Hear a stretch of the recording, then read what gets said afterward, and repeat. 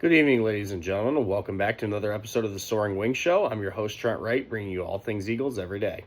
Today, we'll be doing my regular season record prediction for the Eagles' upcoming 2026 campaign. So let's begin. Week 1, we're going to be playing the Commies at home. I think this is an easy W. The Commanders simply will not be able to keep up with us. They have the inferior quarterback, inferior head coach, inferior defensive coordinator, inferior offensive coordinator, even though ours is a first-time play caller. I'm just going to say he's inferior. I hate the Commies. In addition to that, Jayden Daniels is a walking injury risk, and Nick Sirianni and Hurts are 5-0 in their Week 1 starts that they've coached and or played together since the Nick and Hurts era has begun.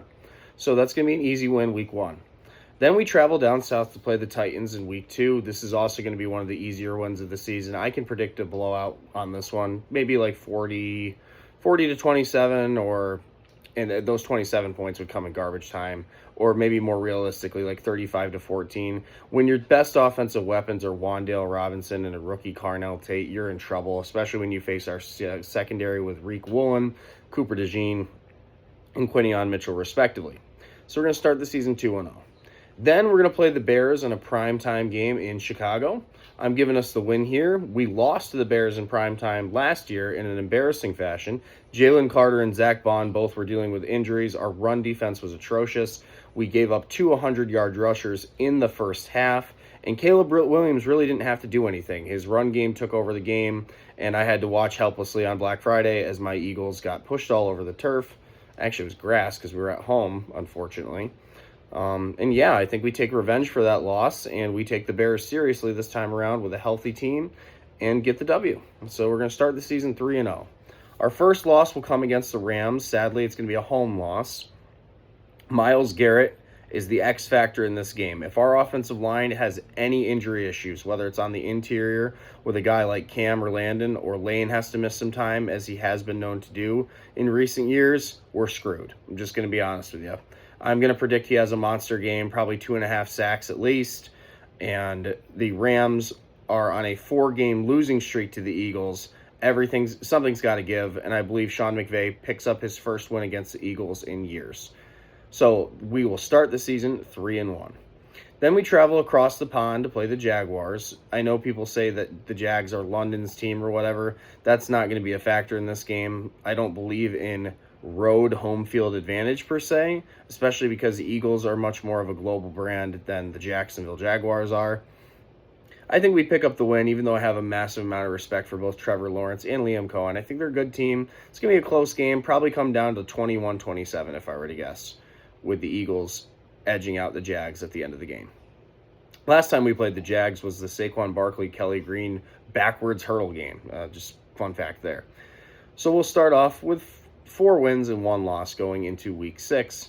Week 6 will be against the Panthers in a 1 p.m. game. I can see this being a win, probably a gritty win, though. This is going to be one of those games the Eagles fans will look back on and be like, wait, we played the Panthers? I just don't think this is going to be a memorable game for either team.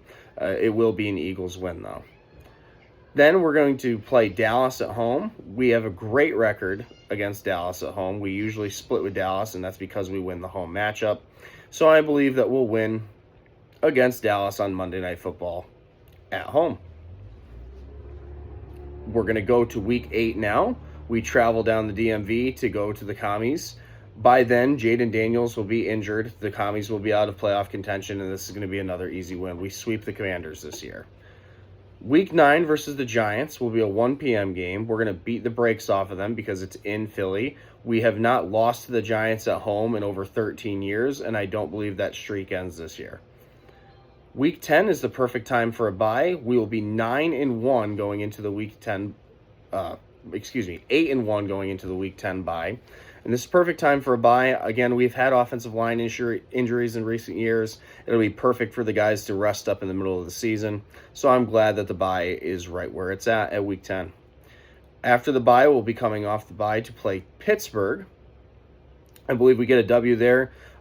Mike McCarthy, in my opinion, is a slightly worse head coach than Mike Tomlin is, and Aaron Rodgers will have another year of regression due to his age. Not anything that he can control, obviously. I think Aaron was a great quarterback in his prime, but their only offensive weapon really is DK Metcalf and a occasionally Pat Freiermuth can get involved.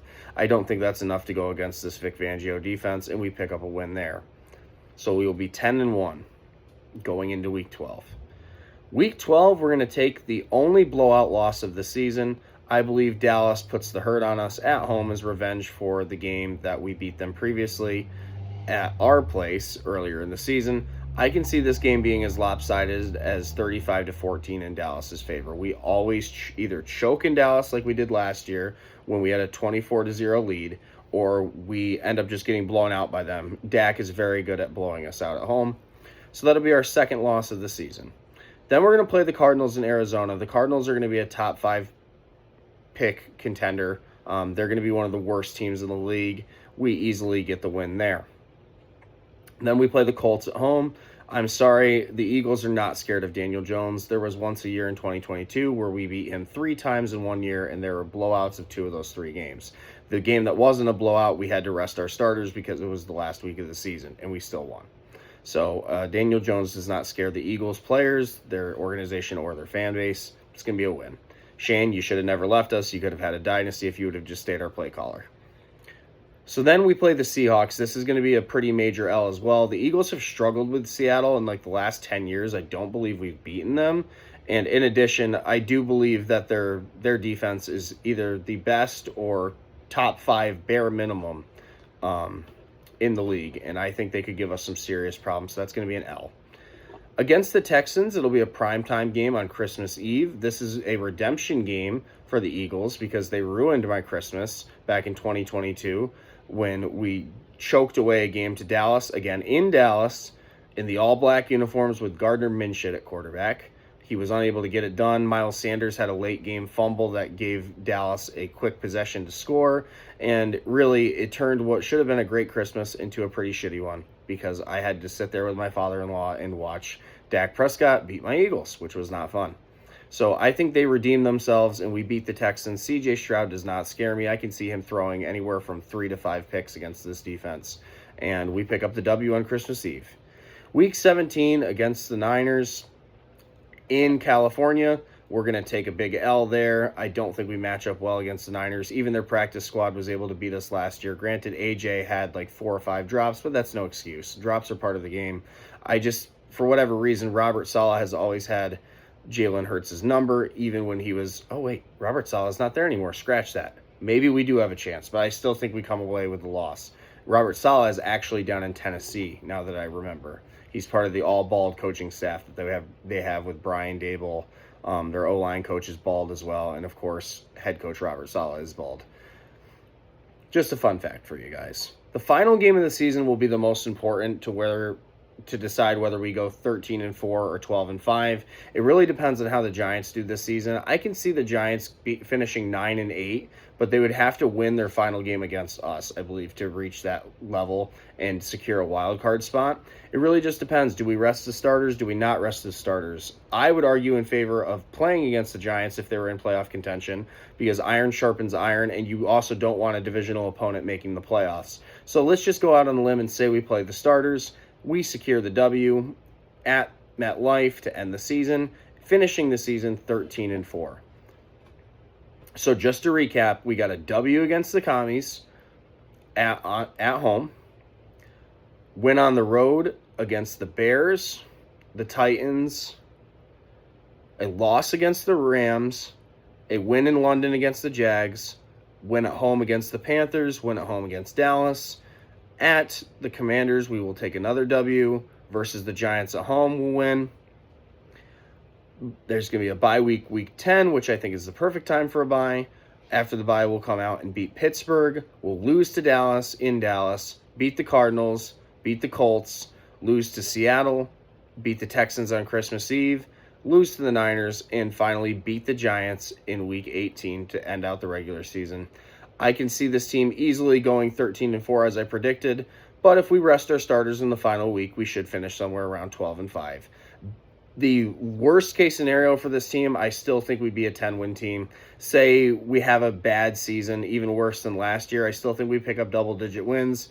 Well, if we had to find more losses on here, I could see us maybe losing to the Colts, not due to Daniel Jones, just due to the Colts in general having a really good draft this year. Sauce Gardner's an excellent cornerback, so they do have some talent.